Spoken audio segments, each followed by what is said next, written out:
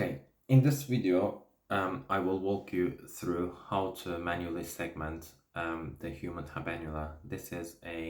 Um, this is a definition of an ROI that we are doing for our ongoing ketamine study, in which we are investigating the role of habenula in encoding negative prediction errors as well as responses to pain. And these functions have been commonly reported in the literature. And according to neuroanatomy atlases, the habenula resides somewhere posterior to thalamus and roughly is a spherical structure roughly in the size of 3 millimeters.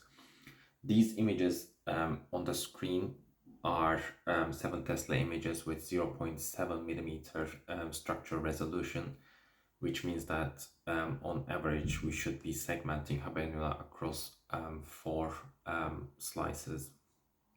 So how I start is first put on the crosshairs so that we can find where we are. The second thing is to tweak the zoom. I used to rely on MRI cron for doing this segmentation, but MRI cron only allows you to zoom in categorically 9 times, whereas FSLIs that I'm using now allows a finer gradient on the zoom, so it becomes a little bit easier to identify and segment the habenula as accurately as possible. So what I do is I always try to find the midpoint in the brain on the coronal slice, and then habenula should be somewhere around this area, and this is our thalamus here, and habenula should be residing somewhere around this area. So this structural imaging protocol has been optimized to sort of boost the contrast around the habenula. So in order to achieve better results, I'm also going to tweak the contrast and then the brightness settings so that the things will become a little bit more easier. After that, what I do is I gradually move from posterior to anterior until I can clearly identify habenula. So I don't know how clear it appears on the coronal slice here, but habenula would be the contrasted gray matter structure that we are observing just around this area. So I will try to tweak the contrast and brightness settings a little bit better to allow a finer segmentation. So, and then if we increase the contrast, yeah, obviously at this zoom things are fairly pixelated, but nevertheless it should give us reasonably good target identification. Yeah.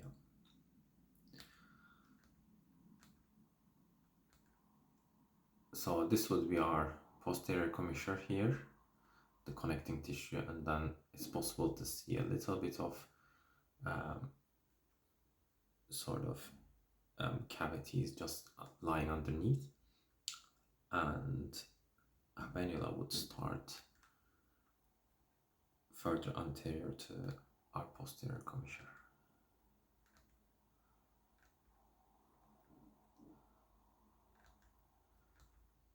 I'm going back and forth in order to develop a clear opinion from which slice to start. Yeah. And then I usually segment this across 3 or 4 slices. Yeah.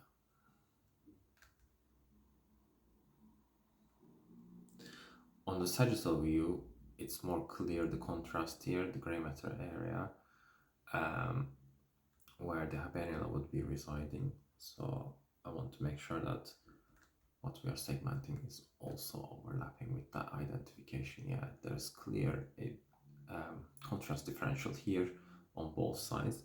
And for this study, I will segment the right habenula And there's another learning task that we are administering, in which people are learning differentially from rewards and punishments. And for that task, we're planning to use a bilateral habenula mask. So I am planning to segment habenula bilaterally in the subsequent step. Yeah, I think so. So a few more passes. Yeah. So what I will do is first get rid of the crosshair. Second, go to the edit mode.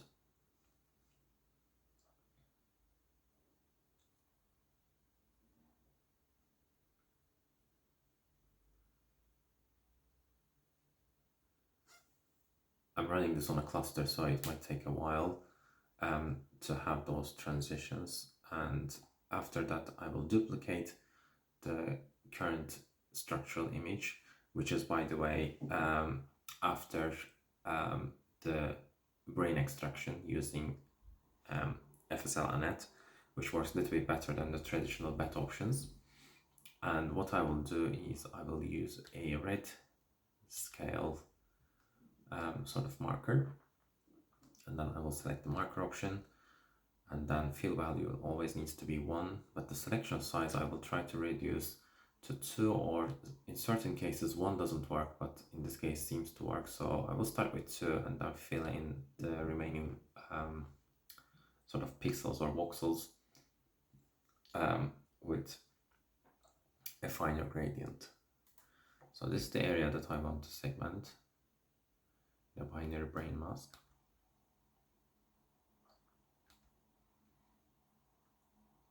And I usually try to achieve a sort of like a fluid contour, but obviously at this sort of resolution it's not always easy. And starting from posterior, I gradually move towards anterior. I'm not 100% sure how accurate it would be to call this, in this case, right habenula. It might be more accurate to say this is the habenular complex, because even at 7 Tesla structure resolution, we can never be sure that we are only and only segmenting the voxels which fell into the anatomic boundaries of habenula, because at the end of the day, these structures are incredibly small, but it's important that we identify the correct anatomic location to the best of our abilities. And always moving anteriorly. So in the slides, for example, the contrast is a little bit better. I don't know how it will appear on the recording. Usually I rely on a gaming software to capture these videos, but somehow a unique combination of working with a 4K screen on the laptop and a traditional 1080p screen as an additional display did not work well with FSLI, so that's why I'm recording this on my mobile phone, and I try to be as accurate as possible. So apologies if the recording isn't as clear as some of the previous ones that I uploaded. So I can include these voxels as well.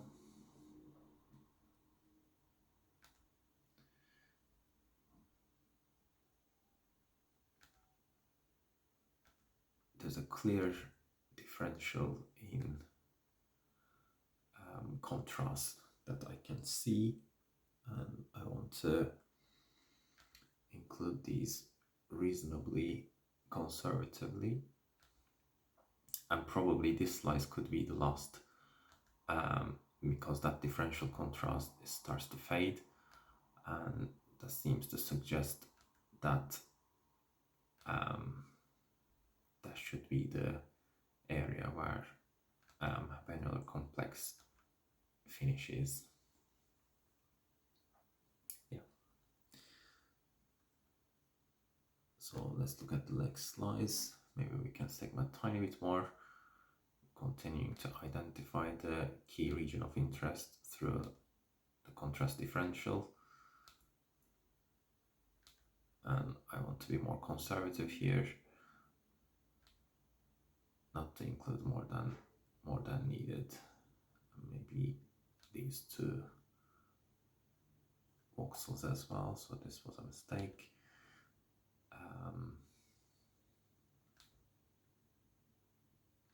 Yeah. So let's travel anterior-wise one more voxel. Then maybe we can include these three voxels as well.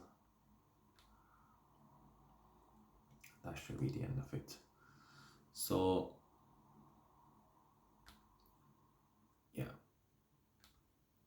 So if you look now, 1, 2, 3, 4, 5, 6. Yeah. So according to this estimation, it would be 4 millimeters in diameter. Obviously, that would allow us to make sure that habenula, if it's, in the strict sense of speaking, if it's 3 millimeters in diameter, it would make sure that we include the region firmly within our ROI.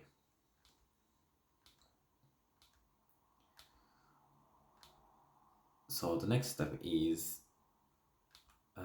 saving this as a binary mask. So what I do is click the save function in FSLIs, and then I use the participant's ID number.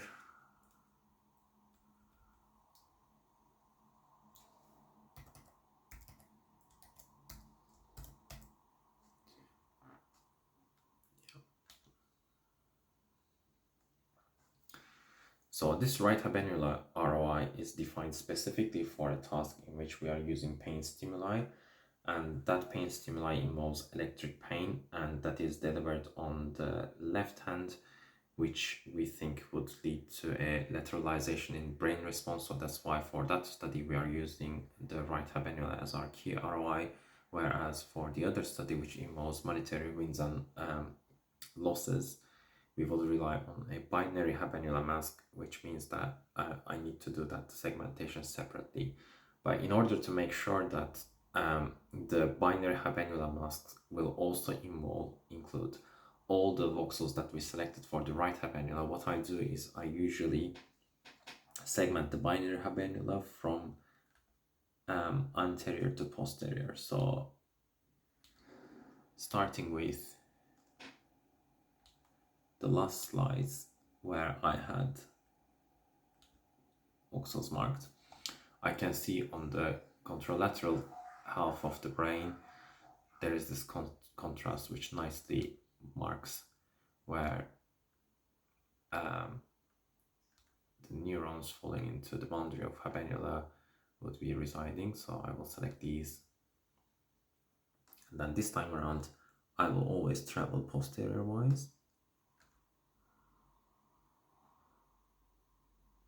and then currently I'm using the smallest selection sort of size, which kind of allows me to mark individual voxels, which are obviously tiny ROI when we consider in the greater scheme of things the size of the brain.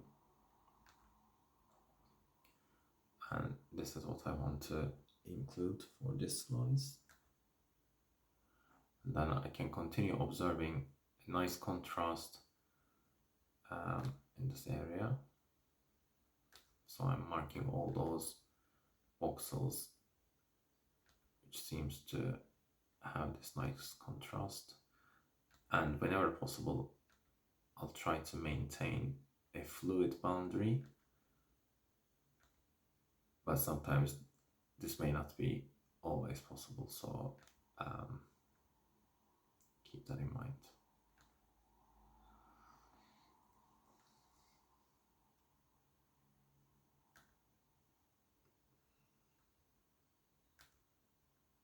Yeah. So here I can increase my selection size because the gray matter contrast seems to appear reasonably pronounced, and I can exploit that.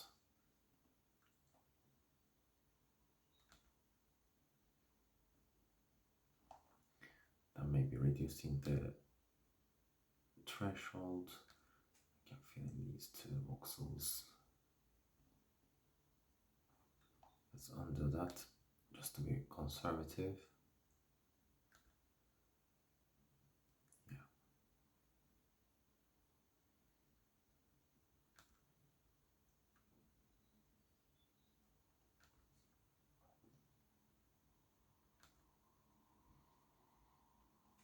Looks nice to me. And then this will be probably the final slice that we can segment.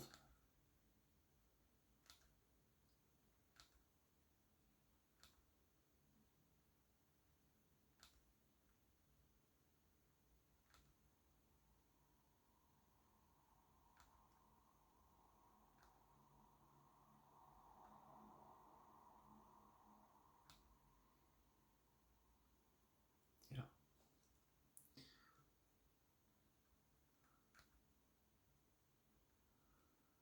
And then on the left side, the contrast is not that clear, so I don't want to be over inclusive here. So what I will do is there's some gray matter contrast coming up in this location, so I will be extra conservative.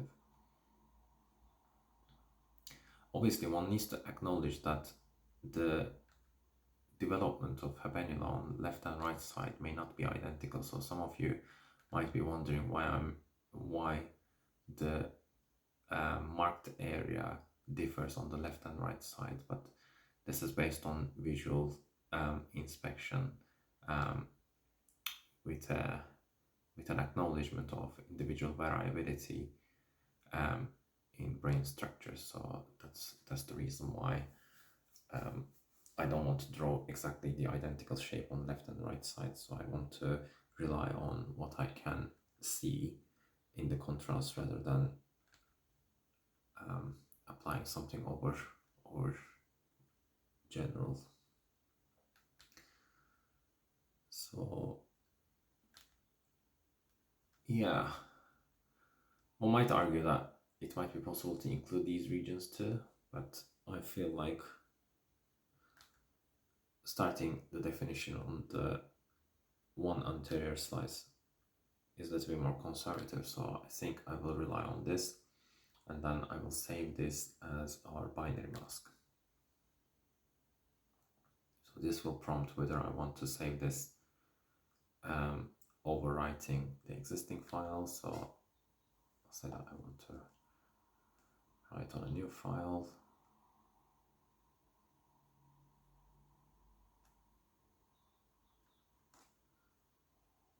Yes, running this on a cluster sometimes suffers from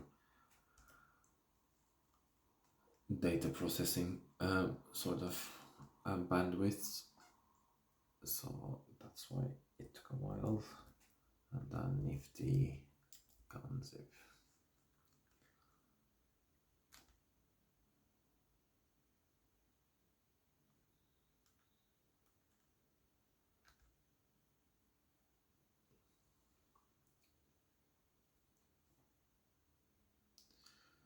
So this is a brief walkthrough of how we segment human habenula on 7 Tesla structural images.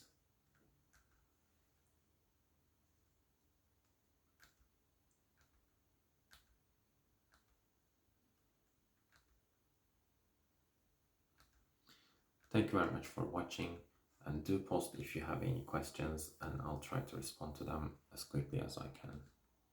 Thank you.